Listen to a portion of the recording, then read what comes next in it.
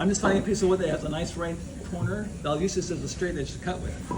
I also like having a thicker piece of wood than a ruler. Because my knife can, on a ruler, this keeps my knife straight up and down. Whereas a ruler can waffle. Does that make sense? Because it's just so thin that the metal against metal just goes like that. Whereas this, it stays right on it. So when I cut these things, I want to be above it, and I want to be above it so I can get my knife straight. It's going to take a few cuts. So I'm going to go like this. I'm going to take about 3 or 4 cuts, and I'm straight up and down. And then this gives me a right angle. I'm right here. I can save these too, because maybe I'll use this as a decorative piece. Who knows? Maybe that'll be part of a handle or something. I don't know.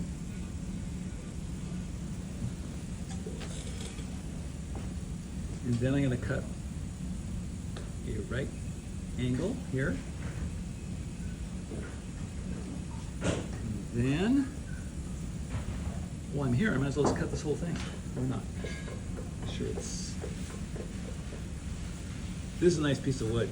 It's pretty plumb.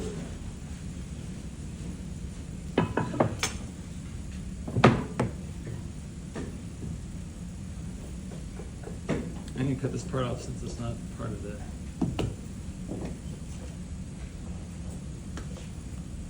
I could probably get depending on how big my sides are.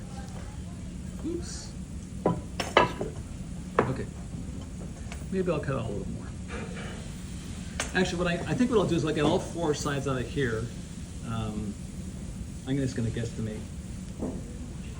I'm going to guesstimate that that's about half. And I can change that later. So, okay, now I have one of my walls. I'll use this for my template, so I'll put it on here. Oh, it's a little bit wide, so I'm just going to go ahead and make a little line here. Get my straight edge on here again. Cut it down.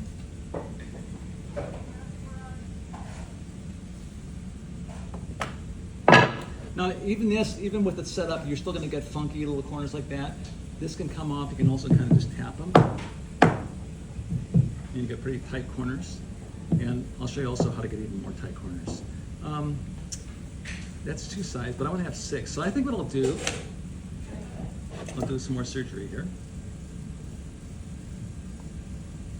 Eyeball it about halfway.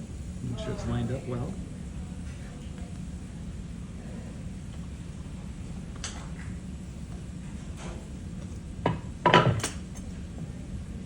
Yeah, did pretty good. Use this as a template for my other walls. So instead of measuring these things out with a ruler, I just use each wall to help. And then you'll see another part of being able to measure. So we can do this like card houses. I'm just showing you how you would. Have you all built card houses before? Yes. So you stagger it like that. So it goes on the inside, and then this is on the outside. So one side is on the outside, one side is on the inside. The other way of setting up, it goes rectangular, that's all right, is 2 on the outside and 2 on the inside. Like that, right? The other way of doing it, I've wrote on the board here, but here's the staggered way. Here's 2 on the outside, 2 on the inside. And then we can also do bevel cuts. And the best way to do a bevel cut is you can take one of these sure forms. We have enough in here for people. Let me just do it out. Let me do it over here on something else. Let's pretend that these 2 are going to go together. Yeah, make it like that. This is how they go together. Okay, so I could do a bevel cut. Like this goes one direction only. And you can fudge on this, and I'll show you why. Because when you start scoring and slipping like crazy, like your life dependent on it,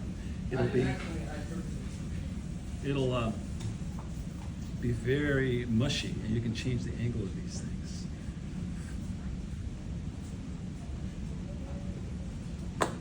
Okay, so now I have 2, these are called mitered corners. It's like working with wood. Okay?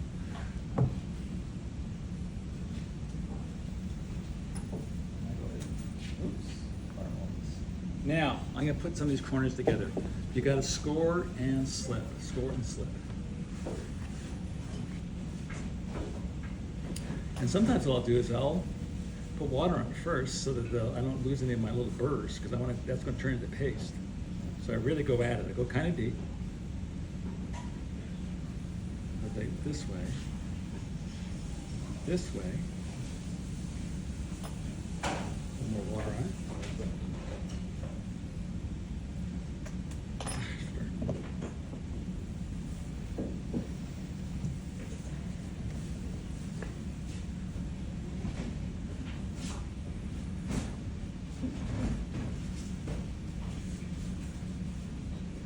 So I'm cross-hatching, I'm going all different directions, I'm making paste.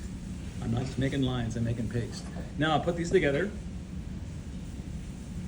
and it's gonna look ugly and crude and all that stuff. Everyone see how ugly and crude that looks? Good, good. Okay, what I do now, compression gets rid of cracks. So I go like this way, I go this way, I can go this way. The whole idea is I'm gonna make it so you can't even tell there's a joint here. And as it sets up, it'll get more and more firm. Clea, I'm using some of your tools. That's fine. Thanks. So on the inside, I'm also gonna hit this part and I'm gonna compress this crack. So I'm compressing all the cracks. So now, it's starting to get there. As this firms up, I can go back over it again, and it'll get even better. I'm gonna go ahead and pass this around, even though it's not the greatest yet. You won't be able to see the seam much. And, so I got it wet first. On one of these, I'm gonna go on one side, on the inside like this, and then the other one, since I'm staggering, I'm gonna go on this side.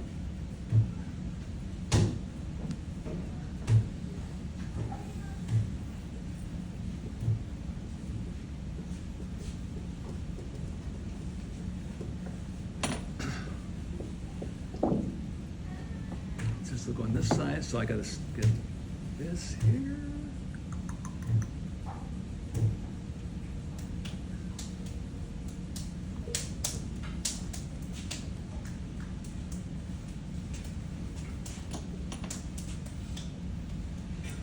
Together.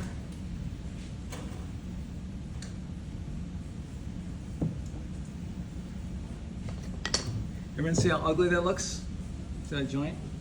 Now, I go in again and I compress on the inside, on the joint, and I compress on the outside, on the joint. Look at that, right away. Boom, gets clean. And then as it starts stiffening up, I can go over it and just get even better and better. And if I need to, I can go over it with this thing. Let me get this together really quick, and then I'll show you how you do the next thing. Because it will show you how to do the next thing. And I won't score, this will be the last piece I score and slip. You're gonna have to pretend I'm scoring and slip everything as I go along. But I wanna take the time to do that for you. Just know that I would if I did it.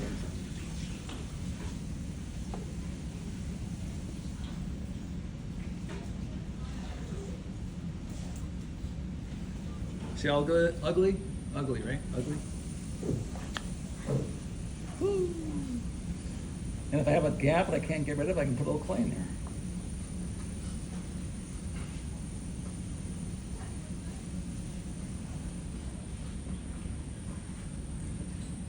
Anyway, compression gets rid of cracks.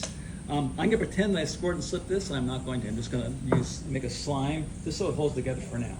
It won't hold together through a fire or anything like that, so this is not, you shouldn't be doing this. I'm just doing this to save you. Just imagine I am scoring and slipping like crazy. Put that there, put that there. Okay. Get rid of the seam. Look at the seam here, it's just really bad now. But if I play with it, if I score and slip, first of all, that will get gooier, so it would smush together easier, right? But even without that, I can still get the ribs at it.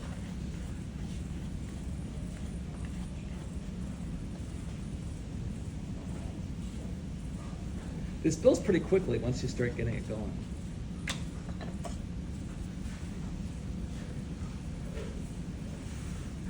Okay, so now I've got the sides pretty much nicer here.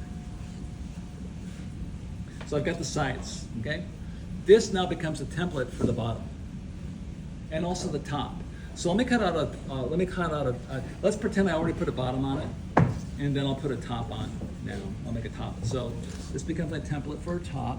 I already have a straight side there, so I'll use that to my advantage. There. So even if your thing is a little bit torqued, this will fit just perfect. The lid can stick out further than, right? It can go, you can make it a different size. But this just tells me what size it is, so let's go ahead and make it that size. Do I make it bigger? Do you know what I mean by making it bigger? Yeah.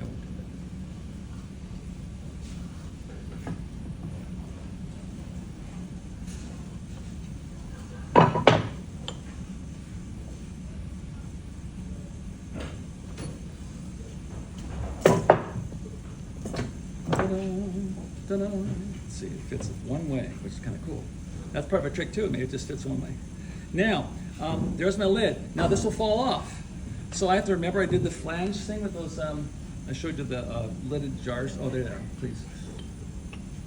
So these won't fall off because this fits like a cap, and this has a flange on the inside. So I can make a flange on the inside here. I could do little pieces of clay like this, and score and slip a little box inside that fits, so it fits really snugly. That'd be a flange. Or I could just do a little in the corner. So this clay is about a little over 1/4 of an inch thick. So that means I would come in here, even that would be enough. I could come in, pretend I scored and slip that on. Put that there. I go around this in each corner, and that would fit inside here and hold it in place. I could do little balls of clay and do the same thing. I could build another square inside and do the same thing. I could cut out another square that's smaller than this one. So I go like this. I could cut that out, and because it's smaller, right? I'm going really fast. You don't have to go fast. I just don't want to waste your time. So on each side, I want to take off about this much, right?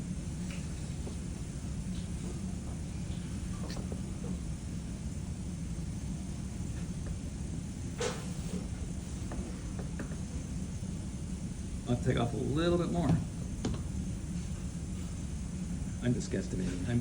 You guys can take your time. I'm not, because I want this thing to be tight. You saw my forms, right? Wherever they are, they're tight. I want them tight. So that worked pretty good. I could score and slip that on there, and that can fit inside now. Okay. If I was doing trick box, I could join this all together. So let's pretend I joined it all together. I mean, there's so many different ways you can do a trick box. I could have this as a locking mechanism and coming out like this, it sits on top, that kind of thing. Or I could attach this and then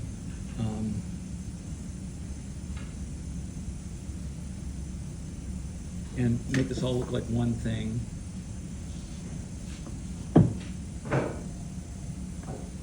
This is all joined together, right?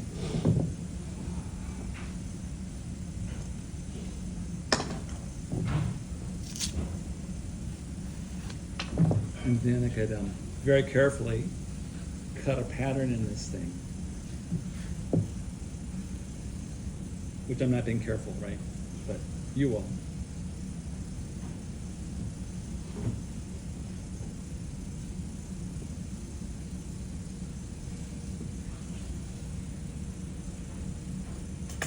So that becomes a box, and then I can put little flanges in here, so it fits right on top. That'd be a little trick box. So it's just an a little weird thing. Anyway, I just wanted you to have a chance to work and do a sort of a little engineering project with a trick lid, but work with leather hard slabs that are set up. Okay, won't take long once your slabs are set up. So